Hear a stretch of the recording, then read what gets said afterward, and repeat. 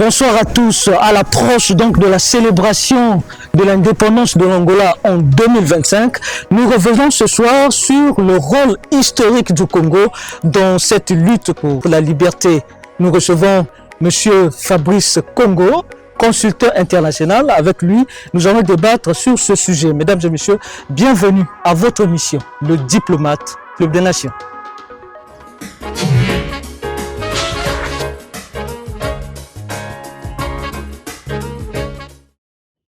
Monsieur Fabrice Congo, bonsoir. Bonsoir, monsieur. Merci d'avoir accepté notre invitation pour l'émission Le Diplomate. Rappelez-nous le contexte historique de l'indépendance de l'Angola en 1975. Ab initio, je tenais avant tout à vous remercier pour l'invitation faite à l'endroit de ma modeste personne au sein de cette prestigieuse émission. Merci infiniment. Alors, pour planter le décor, le contexte historique au moment de l'indépendance de l'Angola est constitué de deux blocs, essentiellement. Le bloc ouest et le bloc est. Le bloc ouest, dans le leadership, est assuré par les États-Unis d'Amérique. Et le bloc est, dans le leadership, est assuré par l'Union des républiques socialistes soviétiques, en sigle URSS. Alors, partant de ce constat, le Congo-Brazzaville, notre très cher et beau pays, faisait partie du bloc est, avec une idéologie anticolonialiste, anti-impérialiste, marxiste-léniniste, et défendant bien évidemment l'indépendance et l'autodétermination des peuples.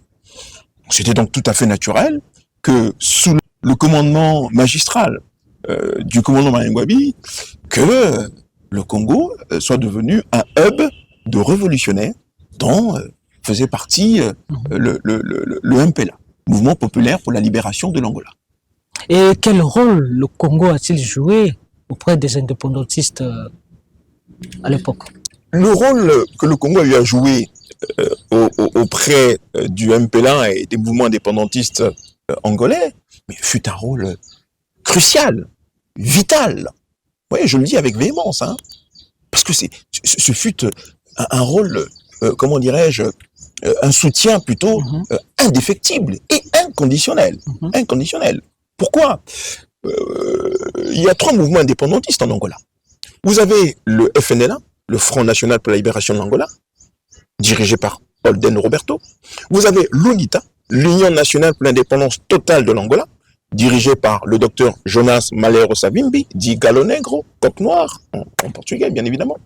Et vous avez le docteur Antonio Agostinho Neto, qui est le président du Mouvement populaire pour la libération de l'Angola. Tous avaient comme point commun le fait de mettre hors d'état de nuire la colonisation portugaise. C'était ça leur idéal. Chaque obédience avec son idéologie. Alors, l'UNITA et le FNLA étaient plus soutenus par le bloc ouest, donc États-Unis d'Amérique, CIA, et le MPLA était plus soutenu par l'URSS, donc KGB. KGB. Et quels ont été les différents défis diplomatiques à l'époque? Mais les défis diplomatiques furent d'une importance que je qualifierais de phénoménale. Sous la présidence du commandant Maringwabi, le mouvement populaire pour la libération de l'Angola s'installe ici à Brazzaville et se fixe comme base. La base du MPLA était ici à Brazzaville. Pour la petite histoire, le feu président José Eduardo dos Santos fut le représentant du MPLA ici à Brazzaville. Le docteur Antonio Agostinho Neto a vécu ici à Brazzaville durant pratiquement 8-9 ans. Nous avons accueilli beaucoup de réfugiés angolais qui étaient scolarisés dans des écoles ici au niveau du Congo-Brazzaville, qui ont été formés ici au Congo-Brazzaville et qui également ont été formés à l'étranger, qui sont partis pour certains en Union soviétique ou à Cuba avec des passeports congolais. C'est pour vous dire, tous les membres du bureau politique du MPLA voyageaient avec des passeports diplomatiques congolais. L'ancien Premier ministre Lope de Nascimento l'a dit urbi et torbi, que sans le soutien indéfectible et inconditionnel du commandant Maringwabi et du Congo-Brazzaville, le MPLA n'aurait jamais accédé au pouvoir en Angola. Nous étions la rébellion la plus pauvre au monde. L'UNITA avait déjà le soutien de l'Ouest et le FNLA, Et l'Ouest avait les moyens de sa politique. Et partant de ce constat, le Congo-Brazzaville fut ce soutien dans des moments difficiles plutôt, et ce soutien indéfectible qui a permis à Ouampela d'accéder au pouvoir en Angola le 11 novembre 1975. 1975. Quelle a été l'implication du Congo par rapport au soutien militaire de Mpela? Le soutien militaire s'est fait de manière multiforme. Pointe-Noire a été la base opérationnelle du ravitaillement du Mpela. Toutes les armes arrivaient par l'aéroport de Pointe-Noire et le port de Pointe-Noire. Parce que Pointe-Noire fait frontière avec l'enclave du Cabinda, qui est une éponge à pétrole, qui est le Koweït d'Afrique, qui est le coffre-fort de l'Angola, qui était la poule, qui est jusqu'à présent la poule aux œufs d'or de l'Angola. Donc, partons de ce constat, il était impératif que le Mpela puisse, dans un premier temps, une fois qu'elle accédait à l'indépendance, sécuriser cette enclave qui était sa source de revenus. Parce que l'UNITA à l'époque, rappelez-vous, l'UNITA c'était la rébellion la plus riche au monde. Voilà. Et le Mpela était le mouvement indépendantiste, plutôt l'UNITA, le mouvement indépendantiste le plus riche au monde, et le Mpela était le mouvement indépendantiste le plus pauvre au monde. Voilà. Et sans ce soutien indéfectible et inconditionnel, le Mpela n'aurait jamais pu tenir face à l'UNITA. Pour la petite histoire, lorsque l'Angola accède à l'indépendance le 11 novembre 75, le 10 novembre 75, il y a une bataille terrible au Cabinda. L'UNITA et le FNLA souhaitent s'emparer du Cabinda pour pouvoir, comment dirais-je, accorder l'indépendance, parce qu'à l'époque, il y avait des velléités indépendantistes des Cabindais, par le truchement de la création du FLEC, le Front de Libération Enclave du Cabinda, qui a été créé en 1963 à Pointe-Noire. Voilà. Et donc, durant cette bataille, le Congo a été ce pays qui a soutenu les forces armées pour la libération de l'Angola pour sécuriser cette enclave le 10 novembre, pour qu'ensuite le président Neto puisse déclarer l'indépendance le 11 novembre 75 à Luanda. Et pour revenir encore sur toujours l'historicité des faits, dans la nuit du 10 novembre au 11 novembre 75, il y a eu la fameuse bataille de Kifangando, qui se situe, une bourgade qui se situe à 45 km de Luanda. Les forces du FNLA, soutenues par Mobutu, soutenues par la CIA, soutenues par les forces racistes et fascistes sud-africaines, avaient concentré, avec un conglomérat de mercenaires, avaient concentré une force terrible qui avait pour objectif d'empêcher le président Antonio Agostinho Neto de proclamer l'indépendance le 11 novembre. Et ce verrou qui devait être tenu de Kifangando a été le théâtre d'une bataille acharnée et rude. Pour la première fois en Afrique, on a utilisé les orques de Staline, les fameuses batteries motorisées à 21 canons, qui provenaient d'où? Mais qui provenaient de Pointe-Noire. Qui a été les négocier pour le compte du Mpela? Et c'est le commandant Mayangwabi. Il y a eu un pont aérien qui a été établi entre La Havane et Pointe-Noire pour que ces renforts, à travers l'aéroport, le nom de Agostinho. Mais bien évidemment. Le nom, le patronyme aussi prestigieux du camarade Dr Antonio Agostinho Neto de l'aéroport de Pointe-Noire, c'est toute une histoire, ce n'est pas par hasard. C'est parce que cet aéroport a servi de hub logistique aérienne pour pouvoir fournir de l'armement aux forces armées pour la libération d'Angola, on sigle FAPLA. Sans cet aéroport, le Mpela n'aurait jamais pu sécuriser et avoir le renfort nécessaire pour sécuriser l'enclave du Cabinda. D'où aujourd'hui, comme vous avez su le dire, le patronyme prestigieux que porte cet aéroport, Dr Antonio Agostinho Neto. Dans tous ces faits historiques, quelle a été l'implication du président Denis Sassou Nguesso? À l'époque, il était un jeune lieutenant, capitaine, un jeune officier. Le président Denis Sassou Nguesso faisait déjà partie de l'appareil sécuritaire. C'était lui la cheville ouvrière. C'était lui le chef d'orchestre physique, si je puis dire, de l'application des instructions du commandant Mayangwabi. Souvenez-vous, il était ministre de la Défense, il faisait déjà partie de l'appareil sécuritaire, donc c'est lui qui a organisé toute la structure du MPLA, notamment au niveau sécuritaire et militaire, ici au Congo-Brazzaville. Et son rôle a été d'autant plus déterminant que même après le décès tragique du commandant Mayangwabi, le président Denis Sassou Nguesso a su maintenir le cap, à savoir défendre les intérêts des peuples opprimés. Souvenez-vous du protocole de Brazzaville, hein? Souvenez-vous, comment dirais-je, de ces négociations fort difficiles et qui ont été engagées et qui ont conduit en filigrane à la libération de Nelson Mandela, suite à la fameuse bataille en Angola de Cuito Cuanavale. Donc, je prends là les grandes lignes pour vous expliquer que l'implication du président Denis Sassou Nguesso a été cruciale du début jusqu'à la fin. Et ça a été toujours la même constante, à savoir soutien indéfectible et inconditionnel au mouvement populaire pour la libération de l'Angola. Pour un rappel des faits, lorsque le Congo a célébré son cinquantenaire d'indépendance, nous avons eu un panel de chefs d'État. Parmi les plus illustres, on a eu à accueillir le président José Eduardo dos Santos. À l'aéroport de Maya-Maya, lorsqu'il a été reçu, un journaliste émérite lui a posé la question en lui disant « Monsieur le Président, que représente pour vous Brazzaville? Que représente pour vous le cinquantenaire de l'indépendance du Congo ?» Mais le président dos Santos répondra de manière très précise et concise, mais aussi avec beaucoup d'émotion, en disant « Mais le Congo, c'est ma seconde nation. Brazzaville, c'est ma seconde capitale. J'ai vécu à Brazzaville. Sans le soutien indéfectible et inconditionnel du Congo-Brazzaville, jamais le MPLA n'aurait accédé au pouvoir en Angola. C'est grâce au Congo-Brazzaville qu'aujourd'hui le MPLA est au pouvoir en Angola. Et revenir à Brazzaville, pour moi, c'est revenir à la maison. Et comment cet engagement historique, on se rend compte, l'implication du Congo aujourd'hui avec toutes les explications que vous donnez ici, et comment cet engagement historique continue-t-il à influencer les relations entre les deux pays aujourd'hui? Mais écoutez, cet engagement historique continue à influencer nos relations par le truchement déjà.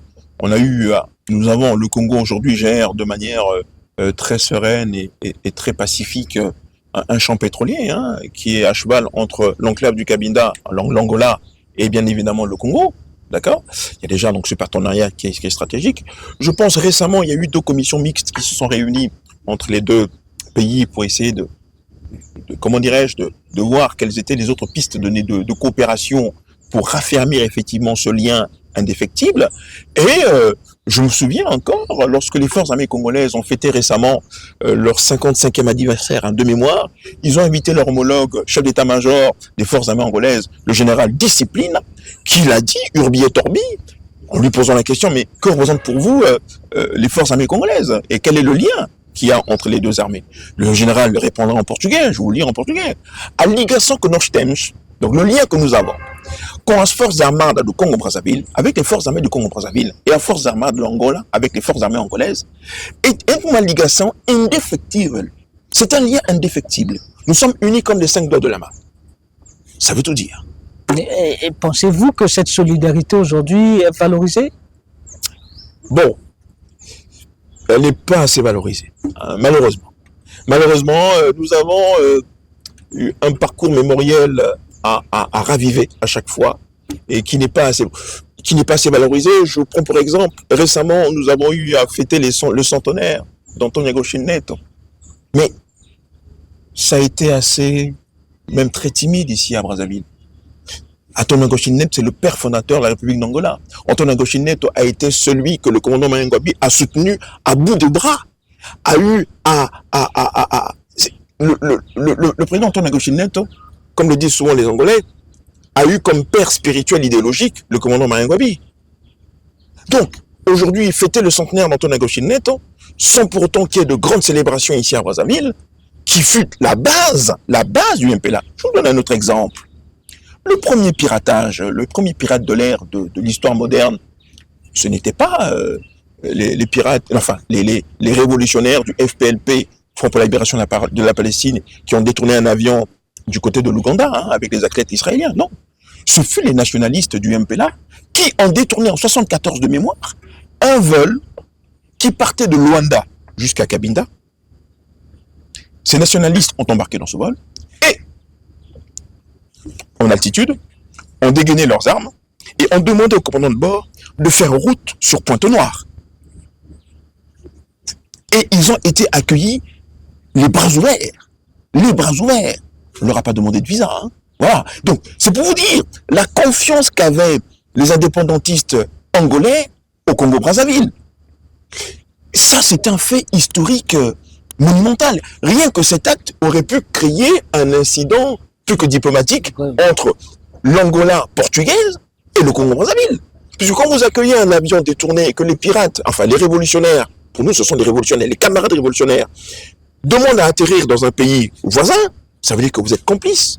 Voilà. Mais nous on l'a accepté, le commandant Maringwabi l'a accepté, le président de l'Union Nguesso l'ont accepté. Et il y a eu, comme je le disais dans les propos liminaires, un soutien indéfectible et inconditionnel. Donc, à l'occasion de la célébration du cinquantenaire, on le rappelle, ce sera le 11 novembre prochain, 2025. Tout à fait. Quelles initiatives pourraient être envisagées pour renforcer la coopération entre l'Angola et le Congo, selon vous? Mais les initiatives qui pourront être prises, déjà, d'une part, c'est de rappeler à la jeune génération que nous sommes unis pour la vie. L'histoire de la République d'Angola et la République du Congo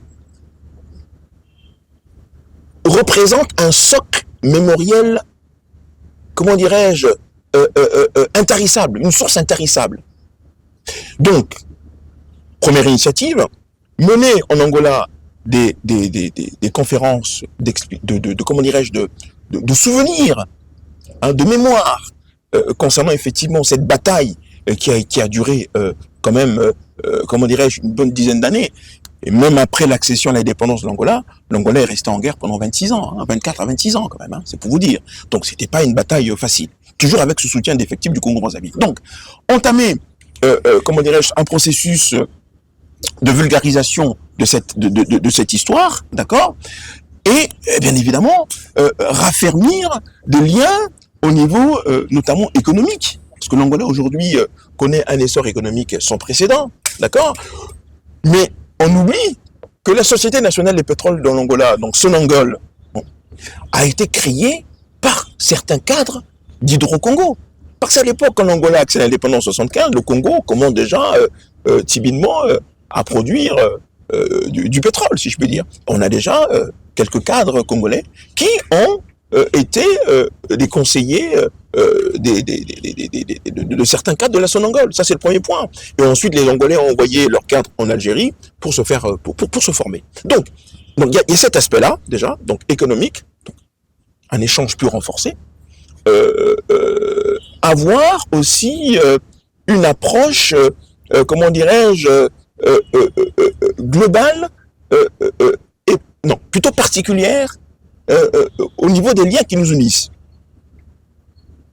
On peut imaginer une célébration avec des étudiants congolais qui iraient effectivement en Angola, comment dirais-je, rencontrer leurs homologues angolais et échanger dans le cadre effectivement de ce parcours mémoriel.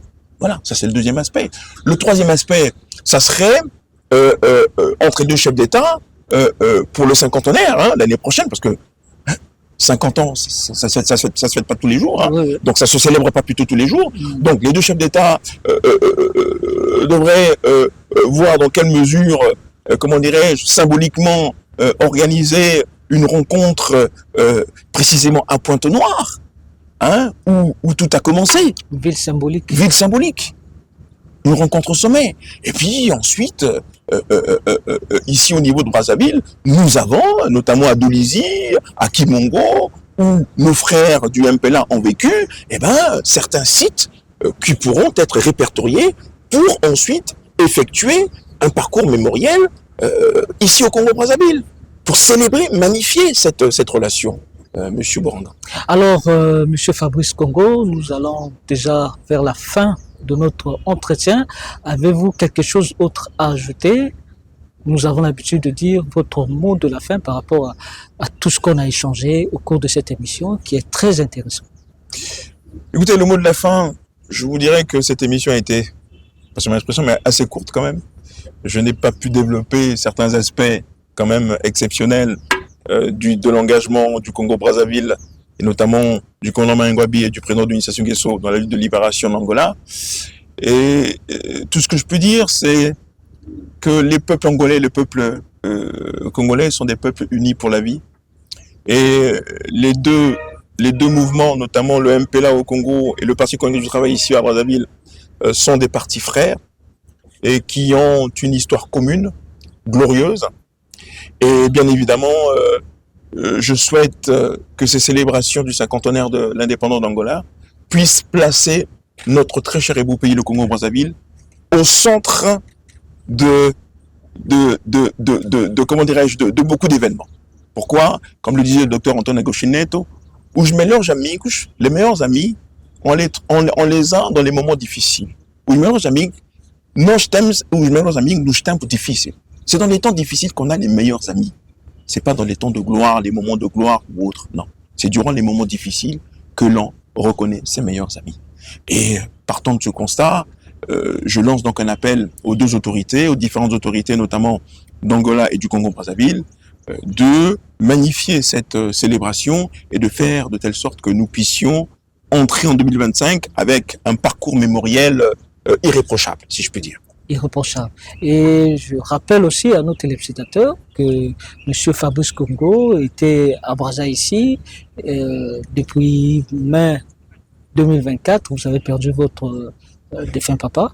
Toutes nos condoléances. Merci infiniment. Effectivement, j'ai connu un drame cette année. Bon, nous sommes des Bantous. Merci de relever la question. J'ai perdu mon illustre père, M. Congo Michel, Jean Martial, qui est décédé le 1er avril en France, qui a été enterré ici le 24 mai 2024. Et je souhaite dédier cette émission à mon père, et que là où il est, qu'il repose en paix. Et que je suis fier d'être son fils, de porter son patronyme. Je vous suis infiniment gré pour cette petite touche finale. Merci beaucoup, Monsieur Fabrice. Merci à vous de nous avoir suivis. Nous avons reçu sur ce plateau Monsieur Fabrice Congo, consultant international. Avec lui, nous avons parlé du cinquantenaire de l'Angola en 2025, l'implication du Congo-Brazzaville, bien sûr. Mesdames et messieurs, au revoir. Restez branchés sur votre chaîne nationale. Merci à toute l'équipe qui m'a accompagné. Je pense à Armel Etokabeka, l'infatigable, sans oublier Yann Bossati qui est derrière cette caméra. Je vous dis au revoir et à la prochaine occasion. Au revoir.